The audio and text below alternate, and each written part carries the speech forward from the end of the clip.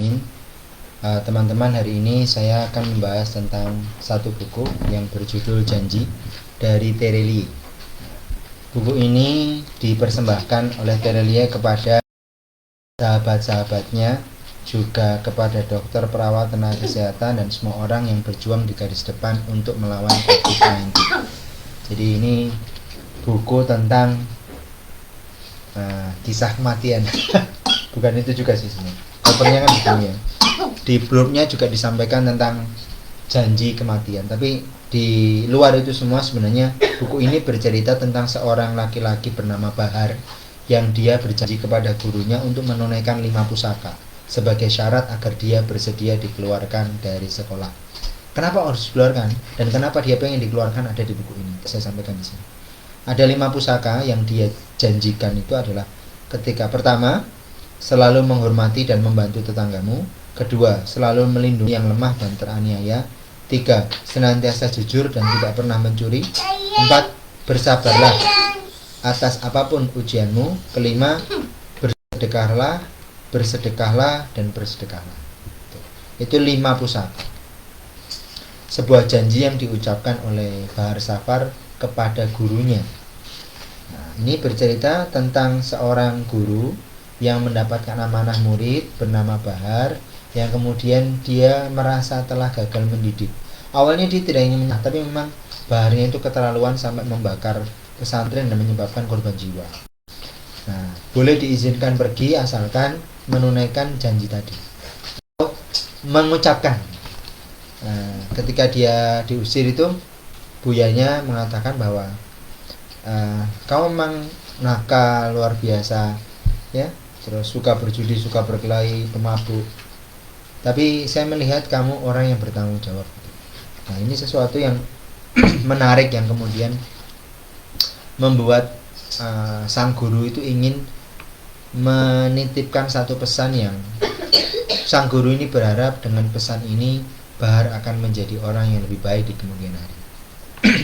Bagi saya sebagai seorang ayah, ini adalah sebagai seorang ayah ya laki-laki, baik saya ayah ataupun sebagai paman, sebagai anak dari ibu saya, sebagai peran-peran yang saya alami, yang saya suami, terutama suami atas istri saya, maka buku ini sebenarnya memberikan inspirasi kepada saya tentang bahwa laki-laki itu terbentuk atas kumpulan janji-janji yang dia tunaikan. Saya tidak akan berhasil menjadi laki-laki kalau saya gagal menjadi ayah. Saya tidak akan berhasil menjadi laki-laki kalau saya gagal sebagai suami. Saya tidak akan menjadi laki-laki jika saya gagal sebagai seorang anak putra dari ibu saya. Nah, semua peran-peran itu, jika kita menyadari betapa besar peran kita, betapa banyak tugas yang kita lakukan, dan betapa sedikit waktu yang kita miliki, maka kita pasti akan memilih prioritas mana yang kemudian akan menjadi janji utama untuk kita tunaikan, yang akan membuat kita itu bisa berprasangka baik kepada Allah bahwa hidup kita itu tidak sia-sia gitu. Nah, ini sebenarnya yang menjadi what this book said gitu. Jadi ketika seorang Bahar itu memiliki kepedulian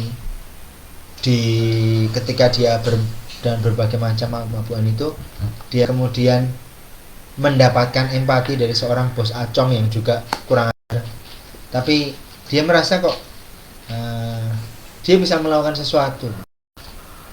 Dia mulai peduli kepada orang yang buta, peduli kepada tetangga, peduli kepada orang-orang yang teraniaya, peduli kepada orang-orang yang susah payah mencari tukang servis yang jujur dan tidak mencuri. Wah, macam-macam. Hingga kemudian dia bertemu dengan seorang gadis, seorang wanita yang dia cintai dan dia juga mencintainya, tapi terhalang oleh stereotyping, terhalang oleh anggapan-anggapan bahwa tidak pantas dan seterusnya. Dan kemudian mereka menikah, dan setelah menikah ternyata baru 3 bulan istrinya itu meninggal kena kebakaran ketika terjadi kerusuhan. Dia kembali teringat kisah Haryo yang kemudian kisahnya si Gumilang yang pernah tidak sengaja dia bakar pada saat dia begitu marahnya ingin keluar dari pesantren. Dia merasa marah sekali kepada Allah. Dia ingin menghilangkan dan membunuh dirinya sendiri dengan cara bekerja keras siang malam di pertambangan emas gitu. Dengan seorang Haryo yang dia seorang anak ingin menghajikan kedua orang tuanya, kemudian dia sadar bahwa hidup ini singkat gitu. Dan dengan singkatnya hidup ini tuh dia ingin berarti. Dia ingin berarti. Dan arti yang kemudian diambil adalah dia berbagi ya. Kalau saya yang relevan dengan kehidupan kami saat ini atau ikhtiar kami saat ini adalah dia memberi makan di hari kelaparan. Dia menyayangi anak-anak yatim ketika kemudian uang yang telah dia tabung untuk menunaikan haji itu kemudian dia berikan kepada orang-orang di panti asuhan yang akan menyayangi anak yatim. Dia juga melepaskan perbudakan. Dia tidak kemudian menjadi budak bagi orang lain. Dia berwirausaha. Benar-benar apa yang ada di surat Al-Balad. Jalannya Allah ketika Allah SWT memberikan berbagai macam nikmat kepada kita. Allah bertanya, tidakkah engkau menempuh jalan yang sukar lagi mendaki lagi sukar? Apa itu ya Allah? Pertama tentang memerdekakan budak, termasuk memerdekakan diri sendiri dari perbudakan. Kemudian yang kedua, memberi makan di hari kelaparan, ketiga menyayangi yatim, keempat menyayangi fakir miskin. Banyak sekali orang-orang miskin yang dibantu, ditolong. Bahkan orang kaya, mafia seperti Bos Acong juga merasa ditolong. Nah, ini suatu yang ya tadi menjadi seorang laki-laki dengan berbagai macam peran itu sangat berat gitu. Nah, jadi kalau kita tidak berhati-hati mengambil peran itu, tidak berhati-hati mengambil janji, atau kita itu mengumbar janji ya, aduh, masya Allah, berat sekali itu tanggung jawabnya. Nah itu sebenarnya bicara tentang ini. Jadi kalau misalnya itu, teman-teman tahu ya, Mark Twain itu, salah seorang sastrawan Amerika, dia mengatakan kalau politik adalah satu-satunya profesi di mana engkau bisa berbohong, berlaku curang, bahkan mencuri dan tetap dihormati. Nah, kita melihat orang-orang yang duduk sebagai pemimpin saat ini itu tidak semuanya jujur. Mereka orang-orang yang berjanji tapi juga mengingkari. Kita tidak ingin punya lingkungan yang seperti itu, dan kita tidak ingin diri kita terbawa arus ke arah sana.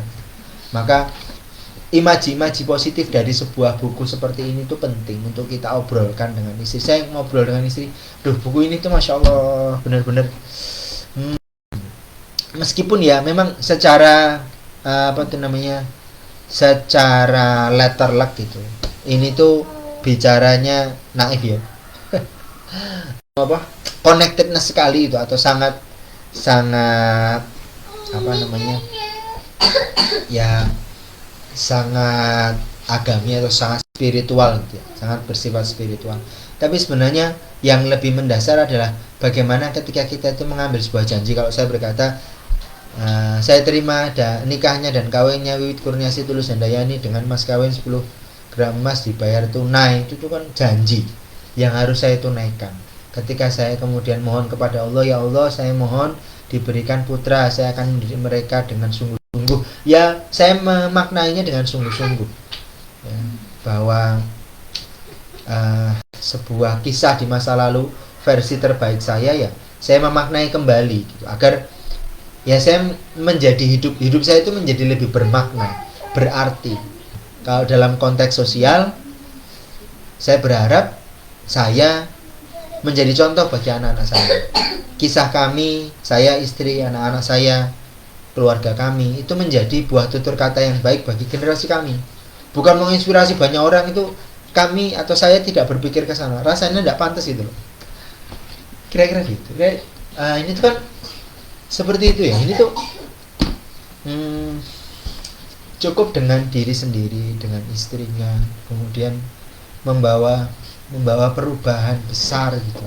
Dan kemudian kisah hidupnya itu membawa perubahan bagi 3 orang anak yang badung itu, si Kahar, Baso, dan Asa. Cerita ini bagus, saya sangat mengapresiasi sekali, dan ini janji, masya Allah, bagus kan, bagus, masya Allah. Begitu, semoga Allah memudahkan kita untuk menunaikan janji-janji kita. Terima kasih. Assalamualaikum warahmatullahi wabarakatuh.